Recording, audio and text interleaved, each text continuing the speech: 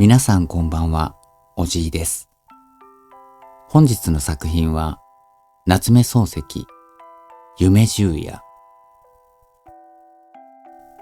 第一夜。こんな夢を見た。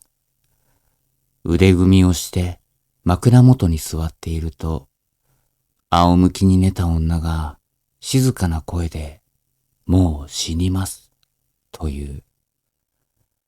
女は長い髪を枕に敷いて、輪郭の柔らかなうりざね顔をその中に横たえている。真っ白な頬の底に暖かい血の色が程よくさして、唇の色は無論赤い。到底死にそうには見えない。しかし女は静かな声で、もう死にます、とはっきり言った。自分も確かに、これは死ぬな、と思った。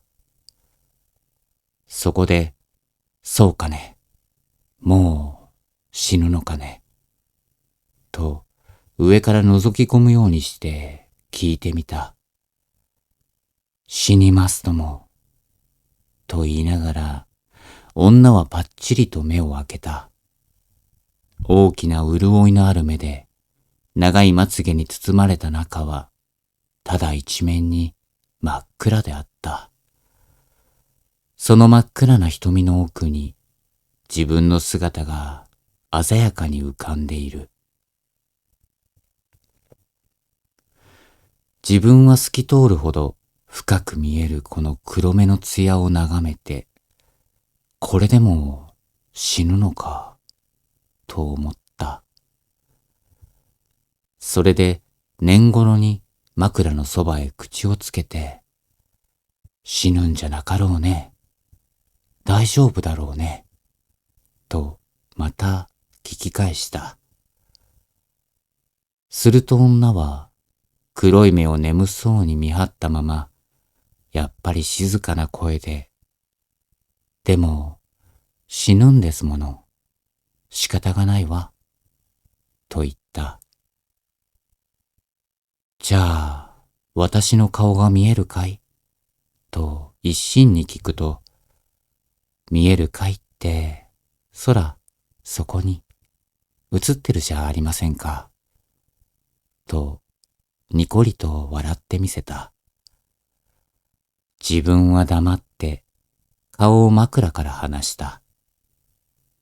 腕組みをしながら、どうしても死ぬのかな、と思った。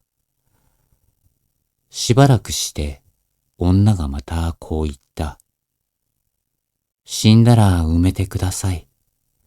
大きな真珠貝で穴を掘って、そうして天から落ちてくる星の賭けを墓印に置いてください。そうして墓のそばに待っていてください。また会いに来ますから。自分はいつ会いに来るかね、と聞いた。日が出るでしょ。それから日が沈むでしょ。それからまた出るでしょ。そうしてまた沈むでしょう。赤い日が東から西へ、東から西へと落ちていくうちに、あなた、待っていられますか？自分は黙ってうなずいた。女は静かな調子を一段張り上げて、100年待っていてください。と思い切った声で言った。100年、私の墓のそばに座って待っていてください。きっと会いに行きますから。自分はただ待っていると答えた。すると黒い瞳の中に鮮やかに見えた自分の姿がぼーっと崩れてきた。静かな水が動いて映る影を乱したように。流れ出したと思ったら女の目がパチリと閉じた。長いまつげの間から涙が頬へ垂れた。もう死んでいた。自分はそれから庭へ降りて真珠貝で穴を掘った。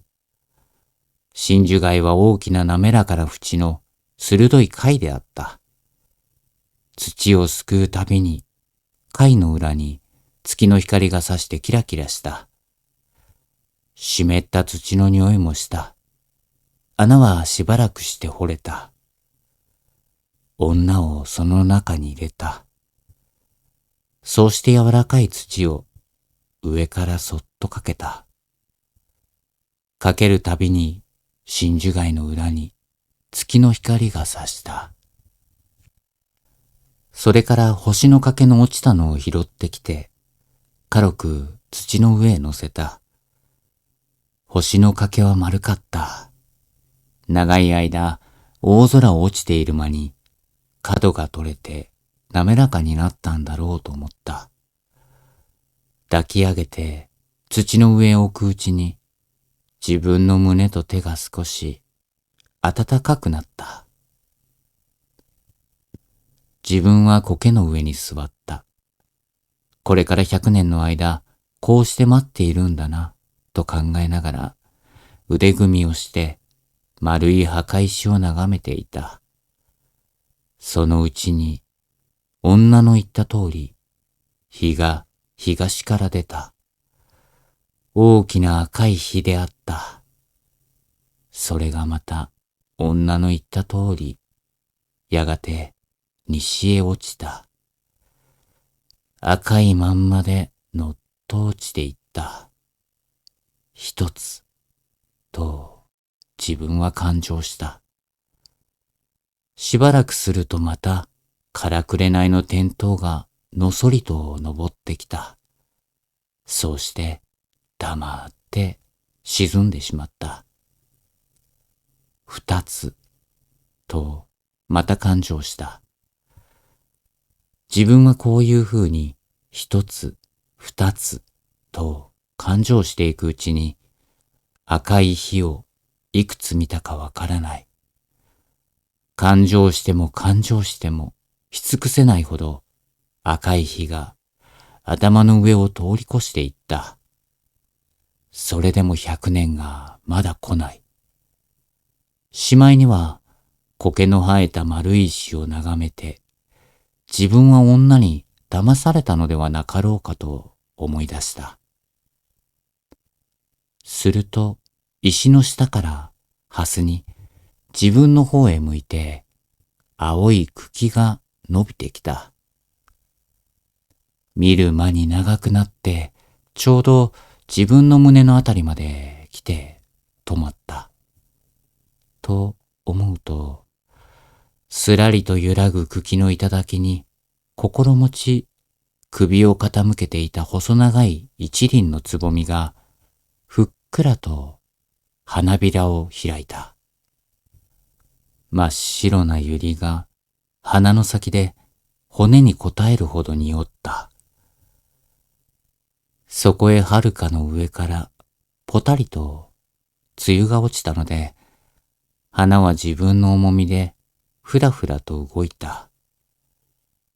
自分は首を前へ出して冷たい梅雨の滴る白い花びらに接吻した。